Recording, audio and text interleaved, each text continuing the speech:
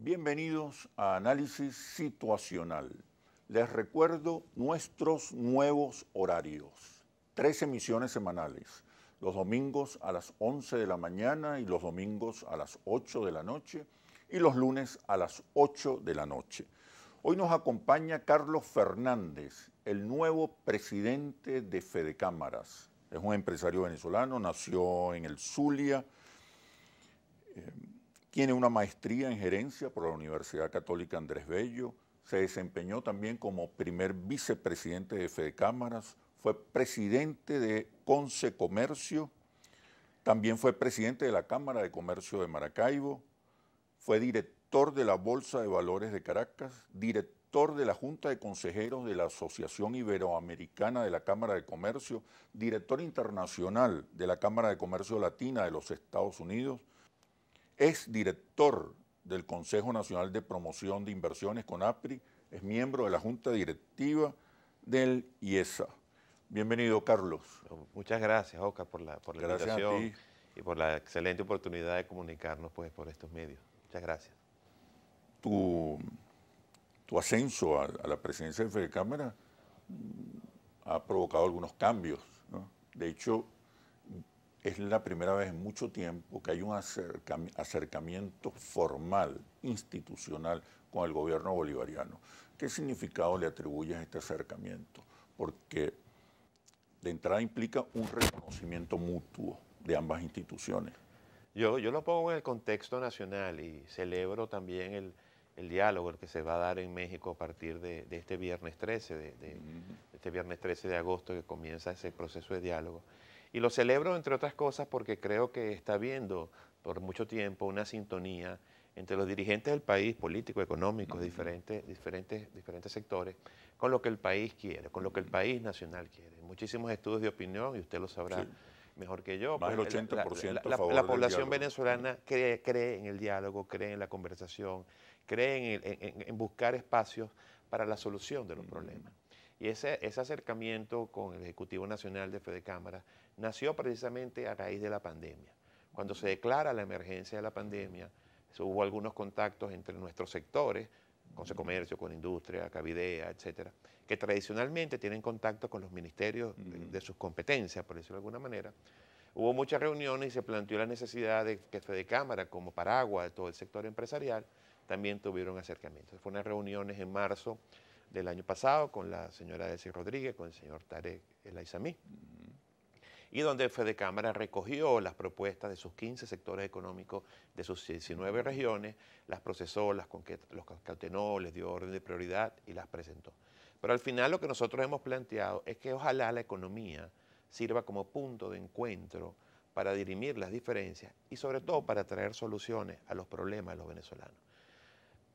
Hay que recordar, para nosotros entendemos que la actividad económica, como debe ser la actividad política y muchas otras, tiene que centrarse en el hombre, en la promoción de la dignidad humana. Nuestras diferencias nos han concentrado muchas veces en discusiones por el poder, por el desplazamiento, por la ocupación de espacios de poder. Y creo que la gente está esperando que la actividad económica y la actividad política también se centre en traer soluciones a los ingentes problemas, y muy básicos, por cierto, que tiene la ciudadanía venezolana. Eso es lo que ha motivado este acercamiento, porque creemos que sobre las diferencias también es posible construir soluciones. Es más, pensamos que cuando tienes profundas diferencias y logras sentarte en una mesa, mirarte a la cara y comenzar a tener un propósito superior que es resolver los problemas de los venezolanos, vas a tener un esfuerzo de diálogo, de consenso, de deponer actitudes, de concederle al otro lo que pueda tener para que buscar una solución. Y puede ser que posiblemente esa solución basada sobre las diferencias tenga un aliento más profundo y de más duración que construir sobre las coincidencias. Eso es lo que nos ha inspirado, nos ha motivado. Ojalá pudiéramos llamarlo diálogo. Lamentablemente ha sido un acercamiento, son 20 años o más de una relación muy tirante, y reconstruir una confianza, tú sabes muy bien lo que eso significa y lo que demora. Mutua, ¿no? Claro, porque tienes que ir construyendo pequeñas victorias, gestos y oportunidades donde le permitas tú cumplir con tu palabra empeñada y que el otro te cumpla con su promesa, y de manera esas construcciones y cumplir esos compromisos pequeños que se van a hacer, retomar la confianza en que ambos tenemos un objetivo común en lo que hayamos llevado a la mesa de discusión. Lo mismo creemos nosotros va a pasar en México, y lo mismo creemos nosotros va a pasar el acercamiento que hemos tenido con el Ejecutivo y con el Legislativo también. Se acaba la época de la confrontación, del empresario como factor político, como protagonista político. Yo creo que va a seguir la confrontación de ideas, y ojalá el país retome la confrontación de ideas. El país está inmerso en unas enormes narrativas vacías de contenido. Yo creo que nosotros vamos a seguir confrontando desde el punto de vista de nuestras ideas, de nuestra visión del mundo, y especialmente de nuestra visión de la economía y de nuestra creencia fundamental de que el progreso material de la nación depende de la actividad privada, que es la libre iniciativa la que debe brindar, digamos, los bienes y servicios que necesita la sociedad. En Venezuela se satanizó el diálogo, y la gente entiende que el diálogo es arriar, es bajar tus banderas. No. El diálogo es precisamente el espacio, la oportunidad para tú llevar tus banderas, para tú llevar tus creencias, para tú llevar tus ideas, y la oportunidad de convencer al otro, aunque sea un poquito, en lo que tú piensas debe ser el camino adecuado. Eso es para lo que nosotros entendemos por diálogo. Pero yo te escucho y encuentro más coincidencias que diferencias con relación a la visión económica del chavismo, por lo menos recientemente. Ustedes hablan de una economía que tenga sentido social, sentido humano, que no solamente esté orientada a la ganancia, a la acumulación, sino que también tenga impacto sobre la calidad de vida de los venezolanos. Eso es parte de las narrativas del chavismo, de la visión económica del chavismo. El chavismo también está reconociendo el papel fundamental, crucial, que puede desempeñar la empresa privada en Venezuela. De hecho, hay nuevas leyes que aspiran a promover la inversión.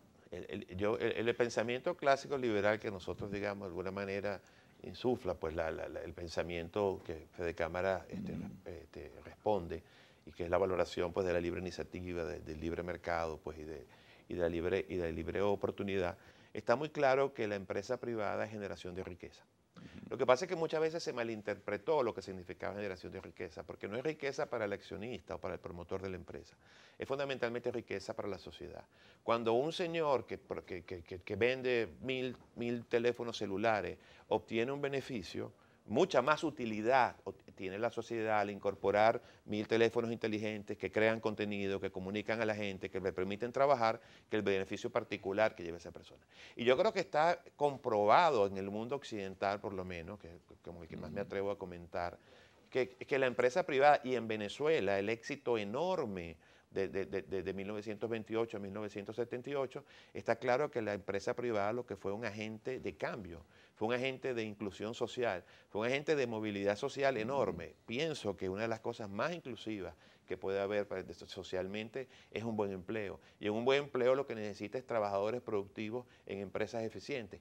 Consideramos que ese binomio, trabajadores productivos, entrenados, capacitados, etcétera, y una empresa eficiente que haya hecho las inversiones y los procesos adecuados, es el binomio insustituible para la incorporación social de las mayorías. Si allí coincide el chavismo, entonces una coincidencia de ellos con lo que ha sido tradicionalmente el pensamiento económico que a nosotros nos inspira. Vamos a profundizar un poco más sobre esas coincidencias y diferencias para llegar a la realidad, a realmente dónde están los desencuentros entre el chavismo y el empresariado. Pero cuando regresemos a los comerciales, ya venimos.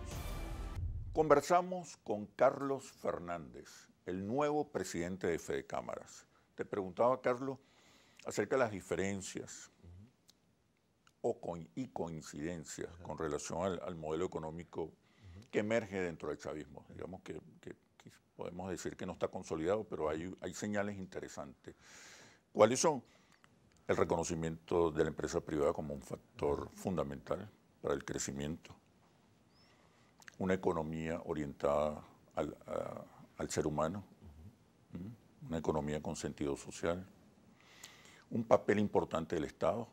No ha habido economía exitosa en el mundo donde no haya habido una participación importante del Estado.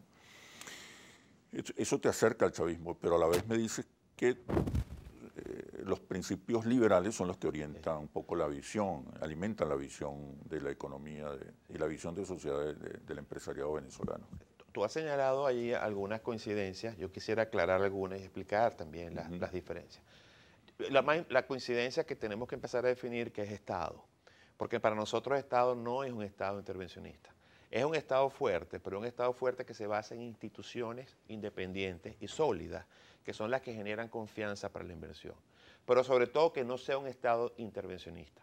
Tiene que ser un Estado que sirva de árbitro para dirimir las diferencias que surgen entre los factores sociales y entre los ciudadanos de determinada nación. Resolver las Eso es lo que contradicciones. debe ser el Estado. Ahora, un Estado intervencionista, además un Estado que se ha reservado para sí vastos sectores económicos que tradicionalmente venía ocupando de manera mixta o que había recuperado el sector privado y que se estaba desempeñando con éxito, hoy en día los ha ocupado el Estado y creo que no podemos decir que es tan exitoso como cuando estaba pues, en manos del sector privado. Pero también hay un tema importante que es el chavismo no termina de convencerse de la importancia de la propiedad privada. No termina de convencerse de lo importante que es el respeto a la propiedad privada, más allá de como derecho económico, como derecho humano muy bien reconocido por la Carta de las Naciones Unidas. Y lo que significa para la estabilidad de una familia el respeto a la propiedad y de la empresa. El chavismo no termina de separarse de manera decidida lo que son las invasiones, las ocupaciones de empresas, sobre todo de predios agrícolas. Porque la expropiación de una empresa o quitar el predio agrícola a una persona no es solamente el valor del que tiene pecuniariamente, es el valor del trabajo acumulado. Y volvemos a nuestro punto inicial, el trabajo dignifica al hombre. Cuando una persona se dedica a desarrollar una empresa, son sus sueños, son su tiempo, son sus desvelos, son sus recursos. Es el producto de su trabajo que en vez de tenerlo en una cuenta bancaria o tenerlo en otra cosa, lo decidió tener en unos activos empresariales que además tiene un enorme impacto social en la generación de empleo y en la movilidad social de esas personas que tengan ese empleo productivo. Entonces ahí hay una diferencia importante porque tienes que respetar no solamente por el valor pecuniario que tiene, sino lo que significó para la vida de esas personas que dedicaron una empresa a un predio para su fundación y fomento, que significa que se los quites sin ningún reconocimiento al trabajo y a digamos allí incorporado. Yo creo que esas son diferencias importantes y pensamos además que la planificación central de la economía, los resultados se conocen en muchas partes del mundo. Yo creo que eso es una discusión que ni siquiera debería darse. Creo que eso es absolutamente superado. Creo que nosotros también tenemos que entender, y yo creo que quizás parte de la apertura que está abriendo, es que también el chavismo se concentró en un modelo que se agotó. El modelo rentista que viene trastabillando desde hace años, quizás se acentuó mucho en los últimos años por producto de la subida de los ingresos petroleros, pero el modelo se agotó y por supuesto se está habiendo un reacomodo ante esa realidad, pero sin solución de continuidad hacia un nuevo modelo. Nosotros no sabemos cuál es el modelo hacia dónde vamos. Ahora, se critica y todavía se critica que el empresariado también fue un sujeto rentista, que se apoderó de la renta petrolera y que poco invirtió o poco hizo para el desarrollo de las fuerzas productivas. Bueno, yo creo que es una discusión muy interesante y tengo algunas diferencias. Es verdad que hubo muchas prácticas rentistas, pero ese modelo no lo dio Fedecámara, no lo impuso el empresariado.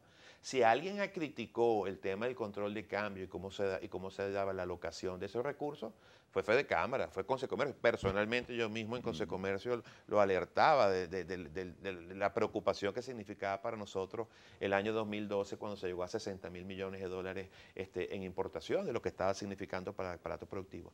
Y yo no puedo concluir que no se haya invertido. Porque tú ves hoy en día, tú ves que esta fue una economía que llegó a albergar un PIB de 300.000, 320.000, 310.000 millones de dólares y hoy en día cuando está mucho más reducida, tú ves el país lleno de fábricas, lleno de galpones, lleno de hoteles, lleno de una serie de instalaciones que soportaron una economía más grande y que en su gran mayoría son producto de la inversión privada. Entonces, O del crédito oficial. Claro, pero al final fue inversión porque tú pudiste haber tomado ese crédito para otras cosas y lo sembraste en fábricas, lo sembraste en locales comerciales, en centros comerciales, en hoteles, en millones de inversiones, en hospitales privados, en clínicas, etc. Entonces, yo lo que creo es que hay una narrativa que que trató de exacerbar, por supuesto, los defectos y los problemas que tenía el modelo, porque el modelo de alguna manera te decía, concéntrate o trata de buscar una distorsión que te trae una renta súbita en vez de hacer una economía productiva sustentable a largo plazo. Ahora, ¿quién diseñó ese modelo? ¿Quién lo impuso? ¿Con quién se consensuó? ¿Cómo se articuló? No, ese fue dictado y, por supuesto, las sociedades, empresariales o no, la sociedad responde a incentivos, responde a los estímulos que el diseño social les permite a cada uno de nosotros. Y hay muchas cosas que se pueden criticar de los empresarios y de los ciudadanos en su carácter particular, pero ¿fueron ellos quienes decidieron el modelo o fue un modelo impuesto que nos tocó acatar? Tú hablas del libre mercado, de la libre competencia, de la libertad para invertir, pero hay un cuestionamiento global acerca de cómo ha funcionado y cuáles han sido los resultados del modelo neoliberal, que ha acentuado por un lado la desigualdad y por otro las diferencias, los abismos entre las clases sociales. Pareciera y parece una tendencia global de que es necesario regular el mercado, conducir el mercado, no gobernar contra el mercado ni a favor del mercado, sino gobernar con el mercado. Yo creo que esa es una discusión que hay que acotar en varias perspectivas. En primer lugar, sí es cierto, hay una pequeña clase que ha acumulado mucho dinero, pero que también ha traído muchos beneficios. Que son podemos discutir si está bien o no que Steve Jobs tenga tanto como tiene, bueno, pero hay que ver los beneficios a la humanidad que le ha traído la empresa que él tiene. Y otra cosa que hay que acotar, que si bien es cierto, pudiera haber maneras en que no hubiera esa acumulación o que esa acumulación tuviera una carga impositiva distinta, tampoco podemos olvidar, Oscar, que en el año 2000, al cierre del año 2019, es el momento en la historia de la humanidad donde hay menos pobres. O sea, la humanidad viene siendo menos pobre año tras año, gracias precisamente a modelos que han sabido incorporar la generación de riqueza, la generación de empleo en su sociedad. Entonces, ahora, pero ha habido un quiebre. A partir de 1980, con la era Reagan y Margaret Thatcher, que se inicia un modelo neoliberal que acentuó la desigualdad. Y hoy tú ves millones de ciudadanos protestando en la calle, pues ya no soportan un sistema de desigualdad tan profundo. No, sí, en eso estoy de acuerdo que hay que desigualdad, pero también lo que quiero atender es que ese modelo que tiene ese problema y que hay que corregirlo, tampoco hay que matarlo y sustituirlo del todo, sino que recuperar también esa incorporación a la clase media de miles de millones de habitantes del planeta Tierra que trajo el sistema de la libre iniciativa.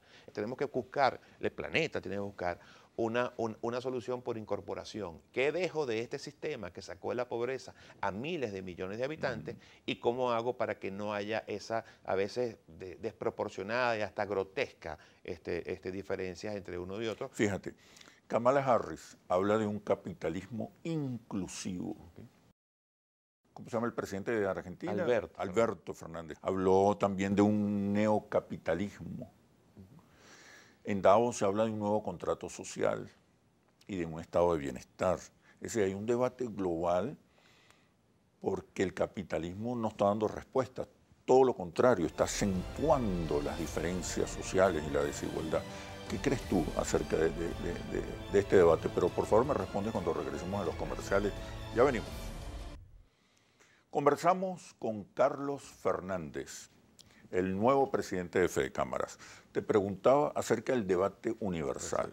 Ya no solamente es en Venezuela, quizás en Venezuela se adelantó el debate, pero es un debate global acerca del futuro del capitalismo.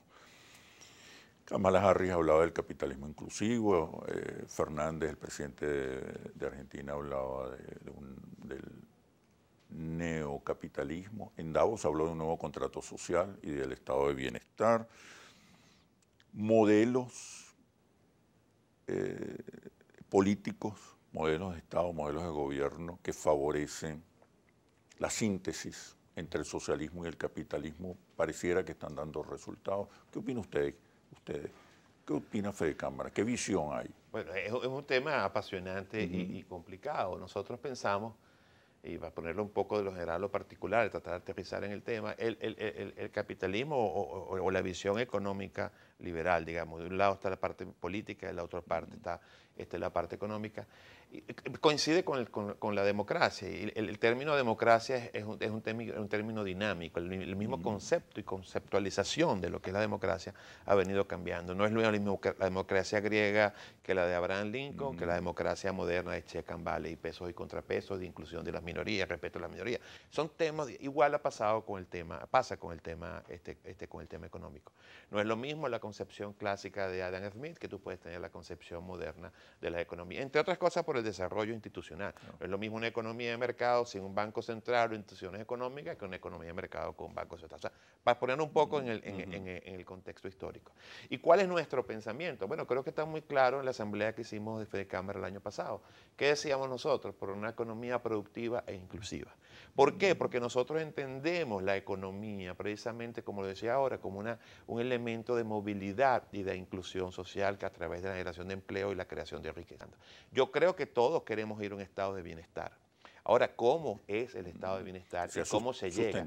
No puedes llegar a un estado de bienestar sin productividad. Porque si tú decretas el estado de bienestar, como lo decretaste en Grecia, ahí tienes las consecuencias. Grecia quiso equipararse con Alemania, cuando Alemania sí tiene una economía productiva, cuando Alemania desde la posguerra venía incrementando su productividad, incrementando el tamaño de su economía, haciendo ahorros, fundando las bases de una fuerte, digamos, el tema social, ¿ok?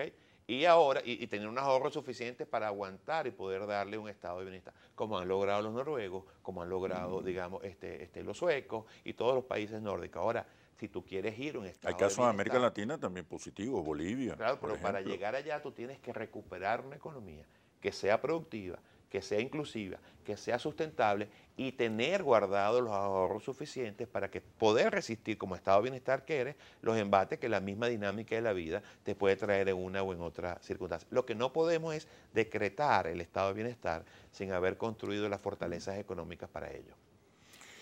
Más de 15.000 pequeñas y medianas industrias, empresas, se han registrado desde agosto de 2020 en Venezuela, según el director del SAPI. 15.000. ¿Qué está ocurriendo? ¿Hay una ola emprendedora en América Latina? ¿Hay un nuevo rol que asignarle al empresariado y al emprendimiento en general? ¿Cómo valoras estas cifras? Yo creo que voy a concatenarlo con la intervención anterior de la señora Harris y lo del foro de Davos, etc. El mundo están ocurriendo cosas. El mundo, la disrupción tecnológica, el avance tecnológico, el avance de la ciencia, la conectividad, está trayendo también las formas de entendernos y manejarnos en sociedad. Y por supuesto que está impactando el tema del empleo, desde el punto de vista clásico y la producción de riqueza desde el punto de vista clásico. Ya tú no tienes que ir a un sitio para hacer un trabajo, tú lo puedes hacer en cualquier lugar del mundo donde tú estés si tu trabajo se permite hacerlo sobre una plataforma tecnológica. Los grupos de trabajo ya no tienen por qué reunirse en una sala como esta, en un cubículo. Tú puedes tener grupos de trabajo montados en la Zoom, en las plataformas, en distintas partes del mundo. Todos sabemos que las grandes obras de ingeniería las diseñan los hindúes, pero las construyen los americanos. O sea, el mundo se integró y eso está trayendo, digamos, nuevas dinámicas, nuevas formas de trabajar. En Venezuela, además, yo creo que ocurrió una cosa muy importante y muy difícil de decir, que es el tema de la dolarización, porque fue espontánea. Sí. Eso es una solución del mercado. Porque ¿quién la diseñó? Sí. ¿Quién la decretó? ¿Quién la instauró? Nadie. Y todos a la vez. Entonces, porque esa es la alocación de recursos. ¿Por qué? Porque la ciudadanía se dio cuenta que necesitaba, digamos, preservar el valor de su trabajo en una moneda que no se devaluara y que además le permitiera, digamos, cierta expectativa de futuro más estable. Yo creo que ese ha sido un cambio fundamental en el tema económico, le da una nueva perspectiva a los agentes económicos y ha traído una cosa que yo creo que ha sido importante para, de alguna manera, paliar la caída económica o comenzar un pequeño proceso de dinamización, y es que regresó el crédito comercial. El crédito bancario no existe. Antes, cuando había hiperinflación y todo era en bolívares, la gente tenía que prepagar. Hoy en día los agentes económicos le mandan a sus clientes, le pides un vaso y le mandas 10 y le das 30 días para que te lo pague. El efecto multiplicador del crédito que se había perdido, comercial. Ojalá recuperemos el bancario y estoy seguro que el dinamismo va a aumentar. Nosotros en el recorrido que hicimos por el país, antes de tomar FEDECámara, que fuimos a 16 estados del país, nosotros volvimos a ver el crédito, el SAM, volvió el SAM a los comercios en Venezuela, que es crédito para consumo, Sí, sí, que sí. que da el propio comerciante. Ujú. Yo, quizás sería prematuro afirmar, pero nosotros sentimos que aquellos espacios que siguen siendo, digamos, reservados a la iniciativa privada, se están comenzando a recuperar de mucho mejor manera Sí. que aquellos espacios que todavía sostiene y son Y exclusiva con el apoyo del competencia del Estado. Estado. Bueno, yo diría que a pesar de que no hay mucho apoyo, porque no hay con qué apoyar.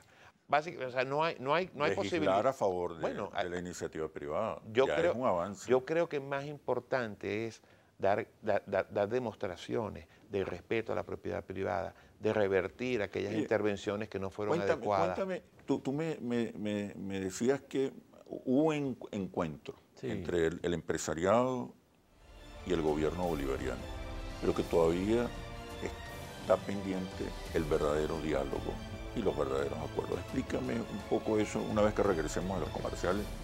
Ya venimos. Conversamos con el nuevo presidente de Fedecámaras, Carlos Fernández.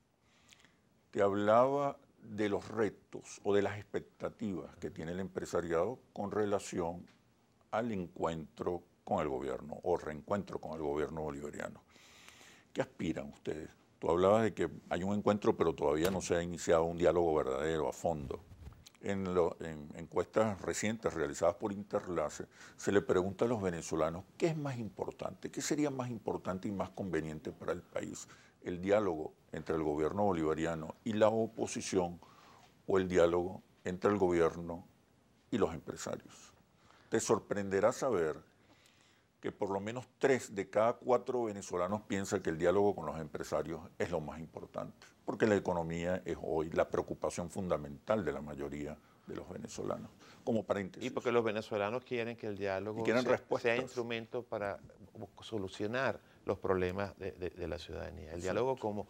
como factor, como herramienta para buscar soluciones. Por eso que el diálogo es bueno en todos los sentidos. Pero yo quiero retornar al tema. Hace 2 años comenzó un movimiento espontáneo de acercamiento entre los factores productivos y los factores gubernamentales, sobre todo a nivel de las regiones.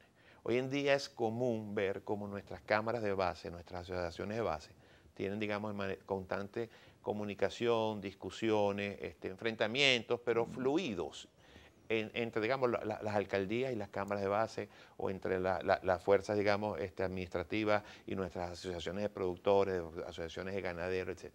Inclusive también a nivel de ministros y nuestros sectores, Consecomercio, Fedenaga, Fedeagro, Cavidea, etcétera, tienen una relación fluida con su Ministerio de Recreación. Eso no sucedía entre Fedecámara y el alto gobierno. Eso ha venido, como ha venido cambiando el país, como ha venido cambiando la economía, que está viniendo de abajo hacia arriba, vamos a decir, y de la periferia al centro. Bueno, al final, el alto gobierno y Fedecámara se dieron cuenta que habían temas transversales digamos, que de alguna manera ocupaban a todos esos sectores que se venían reuniendo y a todas esas regiones que se venían reuniendo con sus alcaldes y gobernadores, que había que buscar algunos temas transversales para tratar de destrabar. Y allí es donde nosotros comenzamos. Ahora, ¿por qué digo que ha sido un acercamiento y no ha sido diálogo? Bueno, porque han sido 3 encuentros con la vicepresidenta, ha sido un solo encuentro con el señor Jorge Rodríguez.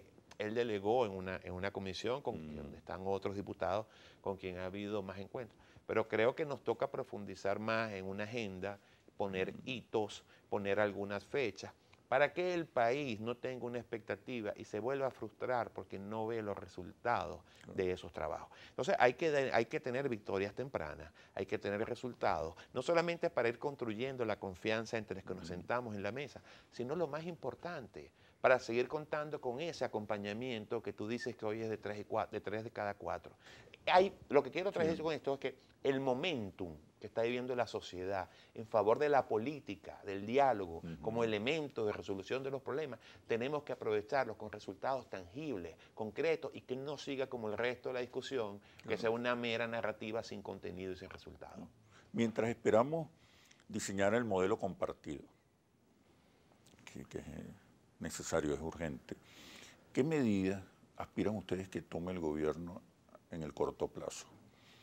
Ya hay avances, está la ley antibloqueo, la ley de zonas económicas especiales, una ley de emprendimiento para promover el emprendimiento. La ley antibloqueo incluso es una ley para promover inversiones.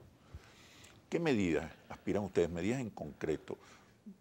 Por ejemplo, el cese de las ocupaciones, las invasiones, el despojo de la propiedad, por ejemplo. Ese es un tema que sigue vigente en nuestros Siguen predios rurales. produciéndose Sigue esos habiendo episodios. problemas de invasiones de predios rurales, de predios Inmuebles. ganaderos constantemente.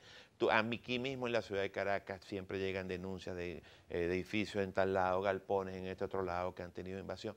Yo no quiero decir con esto, porque no tengo elementos para decir lo que sea con el apoyo del gobierno o que sea, digamos, impulsado por el gobierno. No, a lo mejor son espontáneos, a lo mejor es parte, digamos, del desorden, etcétera, etcétera, pero es el gobierno quien tiene que ponerle coto a eso, tiene que darle respuesta al ciudadano propietario de ese inmueble y darle también una respuesta al ciudadano que está invadiendo, tiene que ponerlo en su sitio, tiene que haber un Estado de Derecho. Ahora, ¿por qué nosotros, y voy al tema del diálogo político antes que el económico? Porque es que si tú no tienes institucionalidad, no tienes confianza. La confianza que tanto se cacarea, que tanto se exige, que tanto se pide, no es una declaración de buenas intenciones. No es una ley o dos o tres leyes. No es una campaña de publicidad decirle al mundo las mejores playas son las de Venezuela, el mejor lugar para invertir es Guayana. No, no. Por supuesto que hace falta. La confianza la trae la independencia y la fortaleza de las instituciones. La institucionalidad es lo que le da confianza, por lo menos el pensamiento inversionista que nosotros conocemos. Eso porque significa sabe la proteger, gente, garantizar la propiedad privada. Garantizar la propiedad privada y tener cómo hacer que los contratos y los acuerdos sean exigibles y que si tú tienes una decisión favorable, tengas cómo ejecutarla. Y no solamente a nivel del contrato, que puede haber los contratos entre los privados y los públicos, sino también que haya digamos, un respeto al espíritu de la normativa y de la ley y que no venga un funcionario en el uso de su discreción a dar una interpretación muy particular a algún tema, como teníamos en Venezuela, que teníamos un funcionario en Maracaibo que la misma ley le interpretaba distinto al de Valencia y al de Acarigua. O sea, esos son temas y eso es seguridad jurídica. Es fundamental y Estado de Derecho. Es la clave del éxito de la economía boliviana. Y por eso nosotros hemos dicho, ojalá después de que se logre resolver el tema político en México y se logre la reinstitucionalización de las instituciones públicas del país, valga la redundancia, vamos a entrar al tema económico, vamos a entrar al tema laboral, vamos a entrar al tema educativo. ¿Y cuál es nuestra propuesta? No, vamos a entrar al tema económico no con medidas, ni siquiera con política. Vamos a discutir el modelo. No, a lo mejor no es el modelo que nosotros queremos, no, tiene que ser el modelo que quiera la sociedad, tiene que ser un modelo que se acompañe no por 5 o 10 años. Ojalá la política económica, el modelo económico sea una política de Estado, que la respete el que está, el que venga o el que salga, para que tú veas cómo en el largo plazo vas a poder reencauzar el camino, a Venezuela, el camino de la prosperidad y sobre todo de la movilidad social. Ojo, ya lo hicimos. Venezuela del 1920 a 1978 fue un milagro económico y social impresionante, pocas veces visto en la historia de la humanidad. Eso es un milagro económico de verdad. Ahora, ¿qué se hizo en esa época? No lo podemos hacer ahora. Es que antes había petróleo, bueno, ahora también lo hay. Es el mismo territorio y creo que ahora hay más venezolanos, muchos más venezolanos egresados de las universidades. Creo que el mundo ha avanzado muchísimo, podemos dar un modelo muy, muy superior al que ya tenemos. ¿Pero qué necesitamos? Primero necesitamos sentarnos en una mesa, necesitamos respetarnos y necesitamos traer ideas realmente de avanzada que las podamos incorporar para que sean posibles. Porque a veces tratamos de traer modelos muy bonitos de otras partes, pero aquí las cucarachas vuelan, aquí la realidad es distinta. Y creo que tenemos suficiente madurez social y tuvimos bastante penetración de la modernidad durante muchos años para entender cuál es ese modelo inclusivo y productivo que podemos darnos entre, por y para los venezolanos. Tú me planteas que previo a los acuerdos económicos debería haber acuerdos políticos, creo entender eso. En México. Ok, yo te digo, lo de México no va a avanzar significativamente, te lo puedo decir desde ahora, pues las diferencias son abismales, los desencuentros son muy radicales, con un sector beligerante radical de la oposición. Pero yo insisto, además de seguridad jurídica, seguridad a la propiedad, garantías a la propiedad privada, ¿qué otras medidas esperan ustedes que tome el gobierno en el corto plazo mientras esperamos que se resuelva el proceso político? Te añado, este país ha avanzado en términos económicos, independientemente del conflicto político. Aquí ha habido un resurgir, un reimpulso, un relanzamiento de la economía que uno nota en el crecimiento de las iniciativas productivas, de la iniciativa privada, independientemente del conflicto político. ¿Qué esperan ustedes? Nosotros Entonces, pero me responde, por favor, cuando regresemos de los comerciales. Ya venimos. Conversamos con el nuevo presidente de Fedecámaras, Carlos Fernández. Te preguntaba, Carlos, acerca de cómo avanzar más rápidamente en el terreno económico. Te digo que aquí la economía ha despegado o intenta despegar o está avanzando independientemente del conflicto político. Se ha impuesto la economía incluso sobre la política. ¿Por qué esperar que los políticos se pongan de acuerdo si podemos avanzar en cosas concretas? Ya el gobierno ha dado algunas señales, las leyes, una legislación, la exoneración de aranceles a más de 500 productos importados. O sea, hay medidas que apuntan en la dirección correcta. Correcto. Me explico para entender mejor el tema. Nosotros creemos que la microeconomía está avanzando y está dando resultados y probablemente veamos este año hasta un crecimiento en algunos sectores, sobre todo los sectores que están reservados más reservados o más ocupados por la iniciativa privada. Lo que queremos decir que para que tú tengas un salto cuántico y tú puedas abrir la economía y vengan los multilaterales y puedas ir a arreglar el tema financiero internacional porque tienes deuda vencida y todo el tema que ya conocemos de afuera, tienes que resolver el tema institucional. ¿Qué creemos nosotros que puede dar un impulso vigoroso en el corto plazo más allá de aquello? Es que haya un reconocimiento expreso y con hechos, con realidades del Estado en todos sus estamentos, voy a explicarlo, sobre la propiedad privada. Exacto. Que el Ejecutivo determine, haga posiciones y ejerza, como le toca ejercer la ley, haga valer los derechos de propiedad y le ponga fin a tanta invasión, a tanta ocupación que hay de predios, sobre todo de predios, porque siguen habiendo de predios rurales. La intervención de empresas, etcétera, eso prácticamente no ha ocurrido en los últimos años, pero sigue habiendo edificios, etcétera, etcétera. Sí. En segundo lugar, ¿por qué no puede haber un acto legislativo o una ley, como tú quieras ponerlo, de verdadero compromiso, que se vea la voluntad política de frente, fuerte, en favor del respeto a los derechos de propiedad y que se les devuelva a los que fueron de alguna manera? ¿Por qué no decretas una ley general para devolverle todas esas propiedades que después... O para formar empresas mixtas. Que después entren en un proceso. ¿No? Yo me refiero a las que les quitaron. Que hay un proceso y verán, algunos recibirán, otros no recibirán, pero que tú digas, no, ya yo tengo una ley que está diciendo que me la tienen que devolver, que no sea una voluntad de 1, 4 o 5 funcionarios. Y en tercer lugar, también los tribunales, que comiencen a ejecutar una serie de sentencias y reivindicar a los propietarios que han sido, digamos, a quienes les han quitado sus predios y sus acciones. Eso tú empiezas a decir, tú dices, ya no es retórica, ya es la voluntad política del estamento del Estado que está ejerciendo en función de eso. Eso en primer lugar. En segundo lugar, ahora ya medidas menos complejas, tenemos que recuperar el crédito financiero. Tenemos que buscar la manera, esa cantidad de millones de dólares que están en custodias en los bancos, tenemos que ponerlos en el ciclo económico. Tú tienes que sacar ese dinero otra vez ¿en qué? En crédito productivo. Tú tienes que vigorizar la economía. Tú debes haber leído el Mercader de Venecia.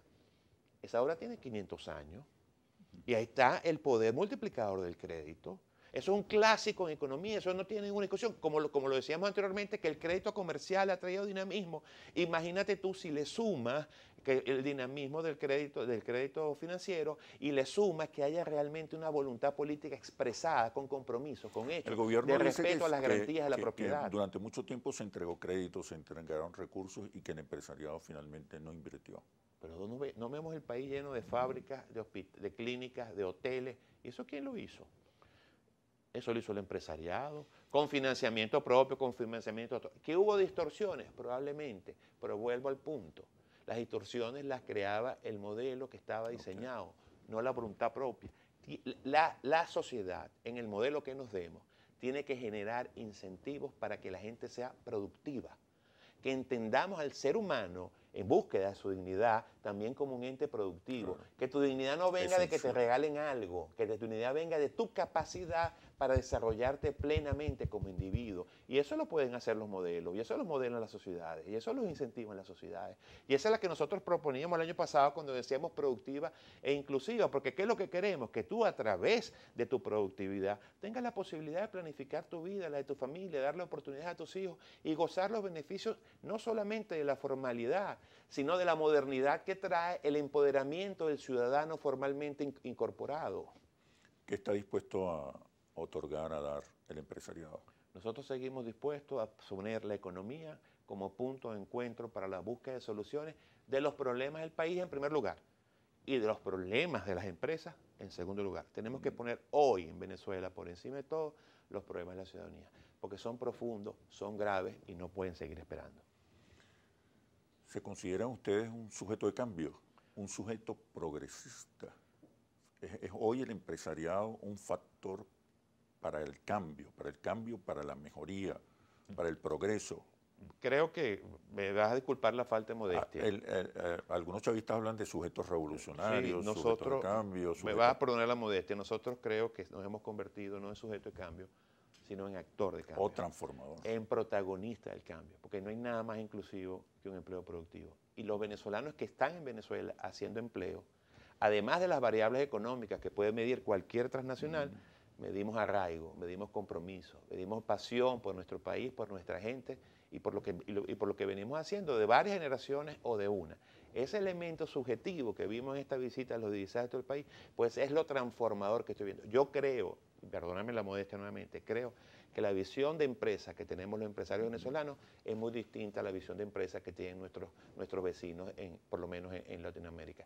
Nosotros tenemos una visión de empresa que entendemos el profundo impacto social, el profundo contenido social que tiene la actividad productiva, sobre todo en las comunidades más alejadas y en las comunidades digamos, donde hay menos progreso económico. Hay que ver la isla de excelencia, la isla de dignidad, la isla de inclusión que significa una empresa privada productiva en cualquier rincón de Venezuela. ¿Cómo contribuir con la disminución de la desigualdad al interior de las empresas? Incorporando la productividad como un concepto básico. Tu trabajo no es por estar 8 horas en el sitio, tu trabajo es por producir más pines, como volviendo al clásico ejemplo de Adam Smith. Pero también tenemos que centrarnos a discutir, como lo hemos planteado, tenemos que resolver el tema laboral a largo plazo, porque el tema laboral a largo plazo es una camisa de fuerza para la transferencia de esa productividad. ¿Están dispuestos a mejorar la remuneración del trabajo? Estamos dispuestos no solamente a mejorar la remuneración, sino a compartir el esfuerzo productivo de la verdadera contribución en la generación de la riqueza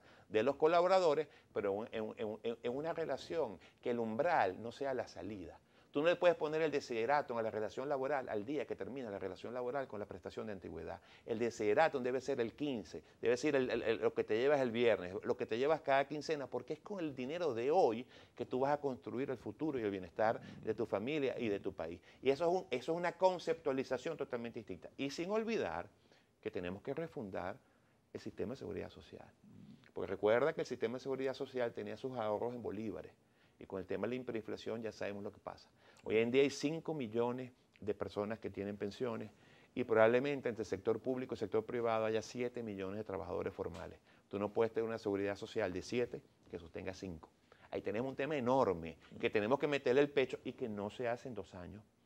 Esos son temas, por eso es que te decía al principio, nuestro modelo de desarrollo económico, ojalá la convirtamos en una política de Estado porque va a necesitar largo aliento, mucho compromiso y mucho acompañamiento de la sociedad venezolana. Tú hablabas de la necesidad de obtener respuestas concretas, contundentes por parte del Estado. ¿Por qué no declarar, de parte del empresariado, establecer obligatorios los programas de responsabilidad social de las empresas? Tengo 30 segundos apenas. Bueno, yo creo que no hay empresa en Venezuela que no haga a su manera responsabilidad social. Lo que pasa es que programas necesitan más estructura, más recursos, pero aquí no hay monjita de la esquina, señor que hace cualquier cosa, o escuela, que no recibe algún apoyo, mira, del más chiquito, del más modesto, porque una cosa sí tenemos los venezolanos, que es que somos solidarios. Y eso yo lo puedo con orgullo decir, no hay pequeña empresa que yo haya visitado que no haga, que no sea un programa como Dios manda. Es verdad, porque necesitan también cierto volumen. Pero Fedecámaras puede promover en contraprestación. Una idea muy bienvenida y lo vamos a incorporar un poco más en nuestras visitas y en nuestras. Bueno, muchísimas gracias, Carlos. Carlos Fernández, nuevo presidente disculpa de quizás Fedecámaras. un poco Excelente. Yo creo que hicimos un programa extraordinario que contribuye con el necesario debate que el país debe dar sobre su modelo económico y político. Muchísimas gracias. No, gracias a ti. Los espero en un próximo análisis situacional por Globovisión, el canal de la paz y la reconciliación. Hasta pronto.